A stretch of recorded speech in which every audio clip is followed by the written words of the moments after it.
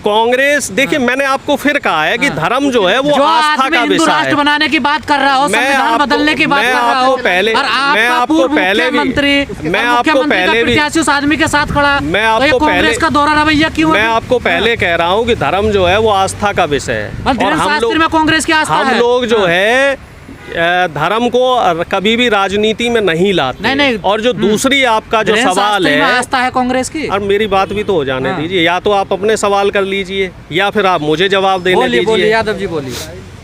देखिए, मैं जो कह रहा हूँ, कहीं भी कमलनाथ जी ने ये नहीं कहा कि साहब हम हिंदू राष्ट्र बनाएंगे, कहीं भी हमारी पार्टी ने ये नहीं कहा कि हिंदू राष्ट्र बनाएंगे। हम लोग संविधान को मानने वाले लोग हैं, हम लोग जो है प्रजातंत्र को मानने वाले लोग हैं, और हम लोग जो है सभी धर्म का बराबर सम्मान करते हैं। अगर हमने धीरेन्द्र शास्त्री जी को, कमलनाथ जी ने बात की है, तो मुस्लिम मौलवियों से भी हमारी बातें हुई हैं, सिख धर्म के जो गुरु हैं उनसे भी बात हुई है। उस पर तो आप बात नहीं कर रहे हैं। संविधान हिंदू राष्ट्र बनना चाहिए, इस्लाम राष्ट्र बनना चाहिए। कई मौलवी इस तरह के भड़काऊ बयान देते रहे हैं, मिले हैं कई मौलवी इस तरह के भड़काऊ बयान देते रहे हैं। और मैं आपसे फिर कह रहा हूँ कि इस तरह के जो धार्मिक विवाद हैं, तो इनको राजनीति में नहीं लाना चाहिए, धर्म को राजनीति में नहीं लाना चाहिए। लेकिन दुख की बात है कि हमारे बीजेपी के जो साथी हैं वो धर्म की राजनीति कर रहे हैं, और राजनीति जिन मुद्दों पे होनी चाहिए उन मुद्दों को काफ़ी पीछे छोड़ गए हैं। प्रधानमंत्री जी 10 साल पहले की बात याद करें,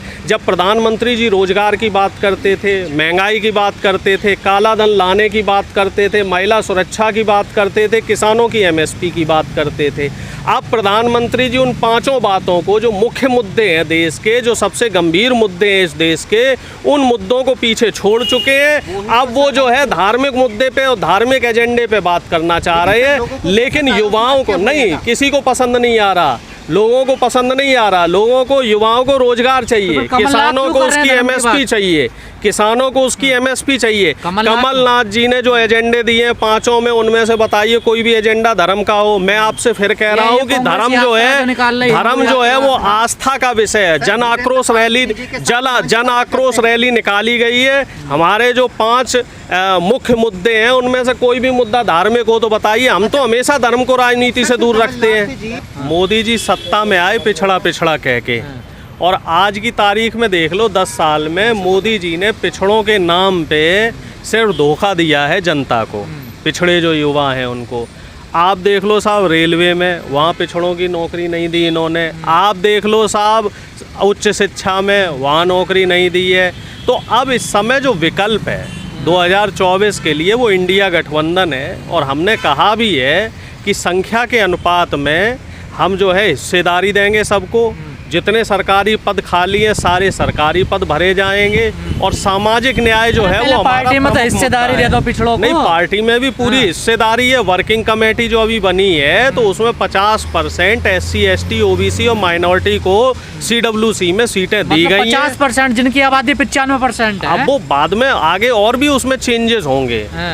इनिशियली जो मुख्य रूप से 50% का जो रायपुर में जो शिविर हुआ था, न्याय पक्ष है कांग्रेस का। रायपुर में जो शिविर हुआ, तो उस शिविर में ये कहा गया था कि 50% सीटें जो है सभी जगह, चाहे हम विधायकों की देख लें बात, चाहे हम बात कर ले प्रदेश की कार्यकारिणी की, चाहे हम बात कर ले, चाहे 85 है, नहीं, तो 50 क्यों दोगे? ऐसा है, जब जातिगत जनगणना के बाद पूरे आंकड़े आ जाएंगे तो 85 भी मिलेगी, और अगर वो 90 होंगे तो 90 मिलेगी, 95 होंगे तो 95 मिलेगी।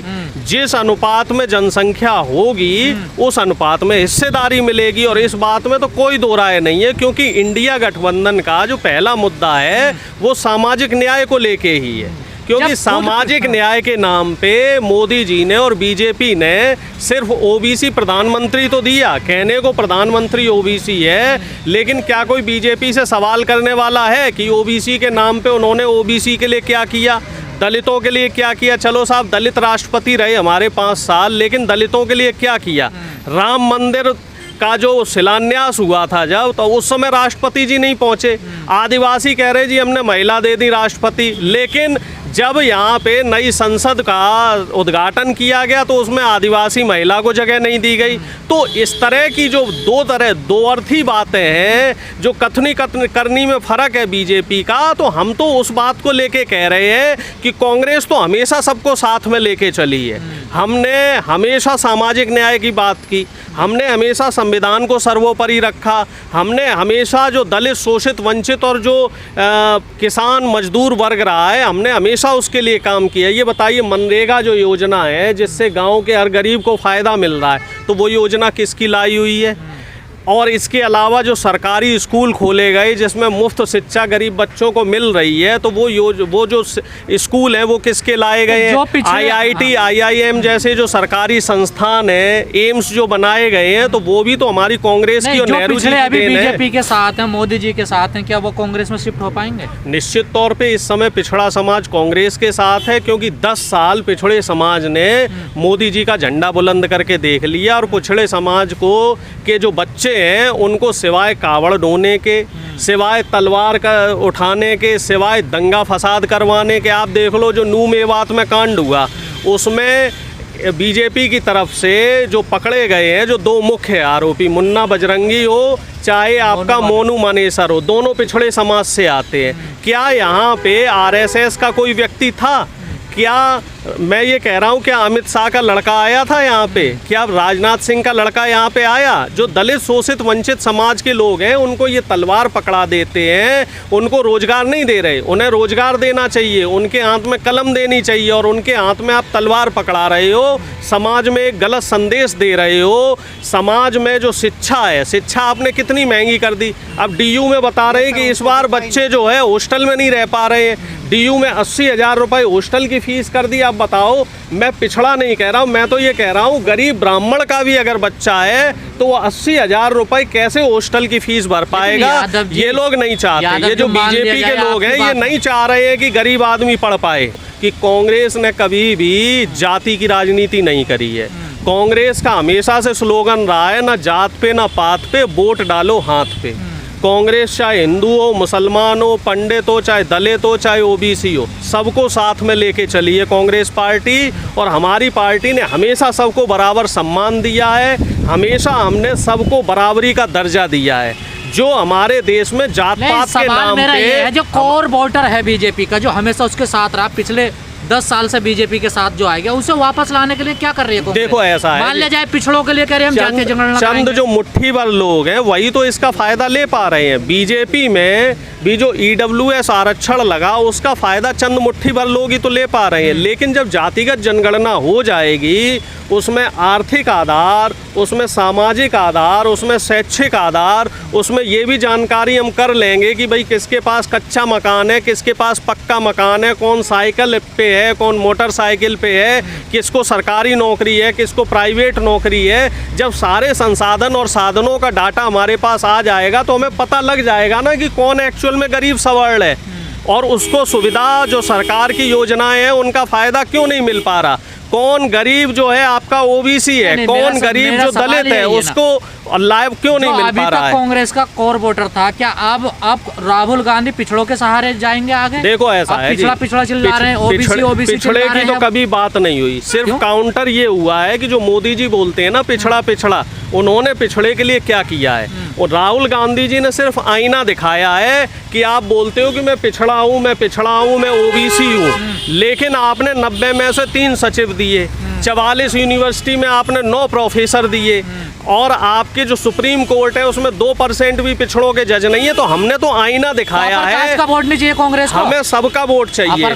और जो व्यक्ति वास्तव में संविधान को मानने वाला है, जो व्यक्ति वास्तव में देश को मानने वाला है, जो व्यक्ति वास्तव में चाहता है कि ये देश तरक्की करे, वो हर व्यक्ति इस समय जो है कांग्रेस पार्टी को वोट देगा और इंडिया गठबंधन को वोट देगा। क्योंकि बीजेपी की जो चालबाजी है और चालाकी है वो जनता की समझ में आ रही है। पढ़ा लिखा तबका इस समय परेशान है क्योंकि उसको नौकरी नहीं मिल रही है, किसान इस समय परेशान है, उसको MSP नहीं मिल रही है, बहन बेटियां इस समय परेशान है, उनकी सुरक्षा नहीं हो रही। सबकी बात हो रही है, आप ये बताइए, सभी की बात हो रही है। पिछले कितने मीडिया में है, पिछले कितने सचिव हैं, मैं आपको ये कह रहा हूँ नहीं कर रहे ना, सभी की बात हो रही है। सभी की बात हो रही है। आप हमें ये बताइए, जातिगत जनगणना में कहाँ लिखा है कि सिर्फ पिछड़े की और दलित की बात होगी? मैं आपसे कह रहा हूँ जातिगत जनगणना का मतलब है कि सभी की बात होगी कि किसको साधन का, संसाधन का, सरकारी व्यवस्थाओं का लाभ मिल रहा है और किसको फायदा नहीं मिल पा रहा है। और मैं तो खुद जानता हूँ इस चीज़ को, और हमारी पार्टी इस बात को जानती है कि सरकार की तमाम योजनाएं जो सालों से चल रही हैं, उन योजनाओं का लाभ अभी हर तबके को नहीं मिल पाया है। और इसी वजह से इस समय की जो मांग है वो जातिगत जनगणना है। जब तक ये जनगणना नहीं होगी, हमारे पास पूरे आंकड़े जब तक नहीं आएंगे, तब तक हम जो है जो सरकार की जो सुविधाएं हैं और जो नई नई सरकार की योजनाएं हैं, उनका हम लाभ नहीं पहुंचा पाएंगे। पिछले 60 सालों से क्या कर रही थी कांग्रेस को, जो अब याद आया है पिछड़े जातीय जनगणना? सुनो, कांग्रेस एम्स बना रही थी, कांग्रेस IIT बना रही थी, कांग्रेस IIM बना रही थी, कांग्रेस ने जो है पंचायती राज दिया, कांग्रेस ने जमींदारी प्रथा खत्म करी, गरीबों को जमीन के पट्टे दिए, कांग्रेस ने गरीबों के बच्चे को पढ़ने का अधिकार दिया, कांग्रेस ने गरीबों के बच्चों को जो है नौकरी करने का अधिकार दिया, देश को मुख्य धारा में लाई है पिछले 60 साल से। सचिव तो बीजेपी ने बनाने बंद कर दिए। सचिव तो ये मीडिया जगत जो है, मीडिया जगत और ये सचिव जो लेटरल एंट्री के जरिए घुसाना शुरू किए, ये तो बीजेपी ने काम शुरू किया। अब मुझे ये बताओगे साहब, ओम बिरला की बेटी के पास ऐसी कौन सी योग्यता है जो उनको सचिव बना दिया गया लेटरल एंट्री के जरिए? अमित शाह के बेटे के पास ऐसी कौन सी योग्यता है जो उनको BCCI का सचिव बना दिया गया?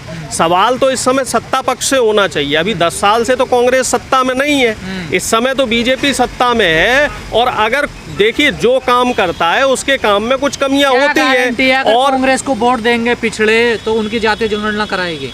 देखिए गारंटी तो साहब, देखो बिहार में जातिगत जनगणना हो गई, नीतीश कुमार ने बिहार में अभी हमारा समर्थन था, सरकार को समर्थन था कि नहीं था? और दूसरी बात, जो अशोक गहलोत जी हैं, उन्होंने आश्वासन दिया है कि साहब जातिगत जनगणना होगी।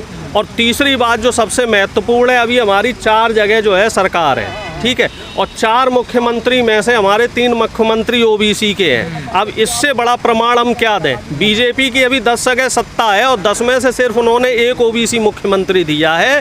कहने को वो भले ही खूब पिछड़ा करते रहे, लेकिन जब करने की बात आती है तो वो सामाजिक न्याय के साथ जो भूमिका है, सक्रिय भूमिका और सकारात्मक भूमिका नहीं निभा पाते हैं। कहीं ना कहीं बीजेपी की कथनी करनी में फ़र्क रहता है। बीजेपी के जो लोग हैं वो सिर्फ और सिर्फ अपने व्यापारी और पूंजीपति मित्रों के लिए काम कर रहे हैं, गरीबों के लिए बीजेपी कोई काम नहीं कर रही है। अगर गरीबों के हित में बीजेपी काम कर रही होती तो बीजेपी ने शिक्षा महंगी नहीं करी होती, बीजेपी ने इलाज महंगा नहीं करा होता, बीजेपी ने जो है नौकरियां ख़त्म नहीं करी होती। नौकरी देने की बात आती है तो बीजेपी के लोग और प्रधानमंत्री जी कहते हैं कि साहब हमारे पास पैसा नहीं है। और अंबानी अडानी के लोन माफ़ करने होते तो इनके पास फंड आ जाते हैं। सपा का, RJD का साथ छोड़कर कांग्रेस के साथ आएंगे? अब ये बताइए कि RJD और सपा हमसे अलग है क्या? हमारा तो इंडिया गठबंधन बन गया है। और मैं आपको फिर कह रहा हूँ श्रीमान जी, आप मेरी बात ही नहीं सुन रहे हैं। इंडिया गठबंधन जो है वो पूरा का पूरा जो गठबंधन है, जिसमें जो 26 दल है, हम सभी दलों की एक मांग है, जातिगत जनगणना होनी चाहिए, सामाजिक न्याय होना चाहिए। जितने सरकारी पद, जो 60 लाख से ज़्यादा इस समय सरकारी पद खाली हैं, वो पद भरे जाने चाहिए। किसानों की MSP की सुरक्षित होनी चाहिए। महिला सुरक्षा में जो इस समय खिलवाड़ हो रहा है, उसके महिलाओं के साथ पूरा न्याय होना चाहिए। और आपका जो महंगाई जो बेतहाशा बढ़ रही है, उस महंगाई पे लगाम लगाई जानी चाहिए। शिक्षा मुफ्त होनी चाहिए, चिकित्सा मुफ्त होनी चाहिए। तो ये हमारे एजेंडे हैं। महिलाओं को तो आपकी पार्टी में यही गेट पे पीटा जाता है, देखिए। नहीं, देखिए कांग्रेस कार्यकर्ताओं के द्वारा नहीं, ये तो झूठी खबरें हैं जो फैलाई जा रही हैं। झूठी खबरें फैलाई जा रही हैं, झूठी खबरें फैलाई जा रही हैं। कई बार ऐसा होता है कि बहुत सारी चीजें ऐसी हैं जो बीजेपी IT सेल द्वारा फैलाई जाती हैं, इस तरह के भ्रम फैलाए जाते हैं। क्यों निकाल दिया? अनुशासनहीनता की वजह से निकाला गया है और उन पे जो जांच है वो चल रही है। आगे जो हमारे, अब देखिए वो तो आला कमान तय करेगा, वो अर्चना गौतम जी बताएंगी, और जिस पक्ष ने किया है वो लोग बताएंगे। आरोप लगा रही हैं। वो देखिए ऐसा है, वो जब जांच हो जाएगी उसकी, तब उसमें दूध का दूध पानी का पानी हो जाएगा। भाई उनका आपस में क्या मसला रहा है, क्या उनकी आपस में क्या चीज़ें रही हैं, उन चीज़ों को मैं कैसे बता सकता हूँ कि ये उनके दोनों लोगों के व्यक्तिगत मसले रहे होंगे। अब उसमें जो चीज़ें हैं वो तो निकल के आ जाएंगी, जब जांच हो जाएगी तो निकल के आ जाएगी।